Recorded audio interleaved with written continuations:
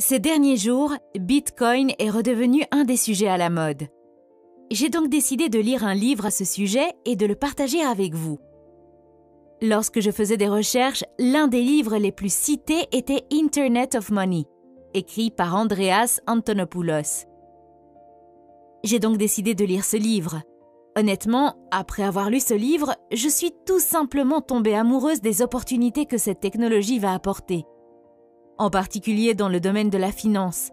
Je dois également admettre qu'Andreas est l'une des personnes les plus compétentes que j'ai rencontrées, pas seulement dans le domaine du Bitcoin, mais aussi en économie et en finance. Certains d'entre vous ont peut-être déjà investi dans Bitcoin ou ont entendu dire que son prix est très élevé un jour et très bas le lendemain. L'auteur dit que vous devriez ignorer le prix, ignorer Bitcoin en tant qu'argent et comprendre la technologie du Bitcoin. Si nous gâchons l'argent, nous n'aurons qu'à en construire un autre. L'auteur pense également que c'est une idée terrible de considérer Bitcoin comme un investissement en raison de sa nature hautement spéculative et volatile. Pour l'instant, le meilleur investissement que vous puissiez faire est de vous informer sur cette technologie parce qu'elle va changer le monde et quiconque le comprendra en tirera profit. Qu'est-ce que Bitcoin ? Beaucoup de gens pensent que Bitcoin est une monnaie numérique, mais c'est bien plus que ça. Dire que le Bitcoin est une monnaie numérique, c'est comme dire que le courrier électronique est Internet. L'argent n'est qu'une première application. Lorsque les gens appellent Bitcoin une monnaie numérique, ils passent à côté de l'essentiel. L'euro est une monnaie numérique. Le dollar est une monnaie numérique. Lorsque vous payez votre nourriture par carte, vous utilisez une monnaie numérique.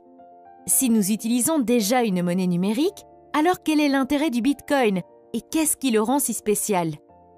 La différence fondamentale est que dans le système financier actuel, vos transactions sont contrôlées par des organisations centralisées, alors que dans le cas du Bitcoin, elles ne le sont pas. Bitcoin a un réseau décentralisé. Il n'appartient à personne et n'est contrôlé par personne. Dans Bitcoin, c'est du pair à pair. Mais dans le système actuel, c'est du pair à institution financière à pair. La numérisation a commencé comme un rêve du gouvernement afin qu'il puisse un jour contrôler toutes les transactions financières de chaque être humain sur la planète. Et ils y parviennent. Regardez autour de vous. L'argent liquide s'envole de la circulation. Les pays scandinaves fonctionnent presque sans argent liquide.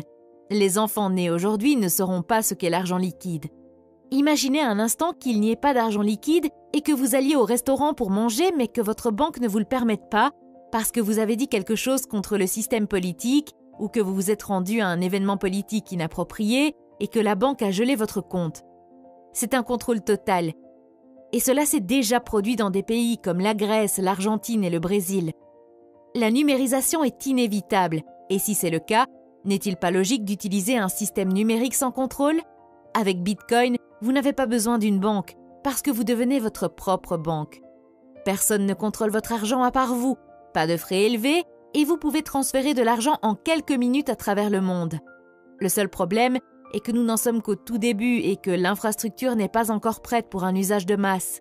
Si vous voulez comprendre à quel stade nous en sommes avec Bitcoin, alors imaginez-vous comme une personne qui essaie de comprendre l'Internet dans les années 1990. Nous sommes exactement à ce stade avec le Bitcoin. Aujourd'hui, seul 1 milliard de personnes sur la planète ont accès aux services bancaires. Les 6,5 milliards restants n'ont pas de compte bancaire ou de lien avec une banque. Bitcoin vise à connecter ces 6,5 milliards au monde de la finance. Pouvez-vous imaginer ce qui se passe lorsque vous connectez 6,5 milliards de personnes à une économie mondiale sans aucune barrière ? C'est vraiment révolutionnaire. Aujourd'hui, de nombreuses personnes travaillent dans différents pays et envoient de l'argent chez elles pour subvenir aux besoins de leur famille. Les sociétés de transfert de fonds telles que Western Union facturent des frais élevés. Imaginez ce qui se passe lorsqu'un des immigrants découvre qu'il peut faire la même chose avec Bitcoin, non pas pour une commission de 30%, ni de 10%, ni de 5%, mais pour 5 centimes. Pas un pourcentage, un tarif fixe. Si vous envisagez de créer une entreprise dans un environnement international, l'un des principaux obstacles à la création d'une entreprise internationale est de recevoir des paiements. Internet nous a permis de créer des produits numériques et de les vendre dans le monde entier. Mais comment sommes-nous payés ? Bitcoin résout cette question. Il nous permet de recevoir des paiements de n'importe où dans le monde. Aujourd'hui, nous avons des sociétés telles que Stripe qui perçoivent des frais pour pouvoir recevoir des paiements Mais avec Bitcoin, vous n'avez pas besoin d'une telle société. Tous les 30 ou 40 ans au moins, les choses qui se sont installées doivent être perturbées. Parce qu'en s'installant, le pouvoir s'accumule, il devient centralisé, et avec un pouvoir centralisé, la corruption se produit.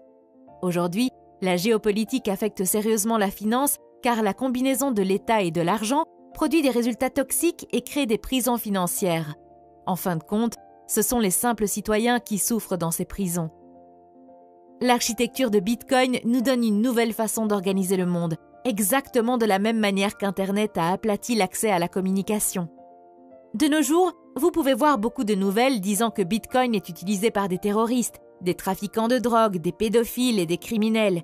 Si vous regardez l'histoire, vous verrez qu'au début des années 90, on disait la même chose d'Internet. La plupart des premières inventions et technologies sont d'abord utilisées par des criminels. Et la raison en est que les criminels opèrent dans un environnement très risqué et qu'ils sont prêts à essayer toutes les technologies possibles pour survivre. Pour eux, le risque d'essayer une nouvelle technologie n'est rien comparé à leurs activités criminelles. Et les industries qui n'aiment pas les nouvelles inventions utilisent ce fait pour effrayer les gens et les empêcher de les utiliser. Pensez-vous que tout le monde était heureux lorsque l'électricité a été inventée? Ils ont dit que c'était dangereux, que ça allait brûler votre maison. Ils ont dit que seules des personnes étranges l'utiliseraient. Quand la voiture a été inventée, ils ont dit que c'était une machine dégoûtante, sale et bruyante. Ils ont dit qu'elle était inférieure aux chevaux et qu'elle ne pourrait pas aller n'importe où, contrairement aux chevaux. Ils ont parlé de la façon dont les voitures tombaient en panne, de la façon dont elles tuaient leurs occupants. Maintenant, Bitcoin menace la plus grande industrie du monde, et c'est la finance. Bien sûr, ils vont s'y opposer. Ils vont utiliser les tactiques les plus courantes et les plus efficaces, comme la peur et les médias.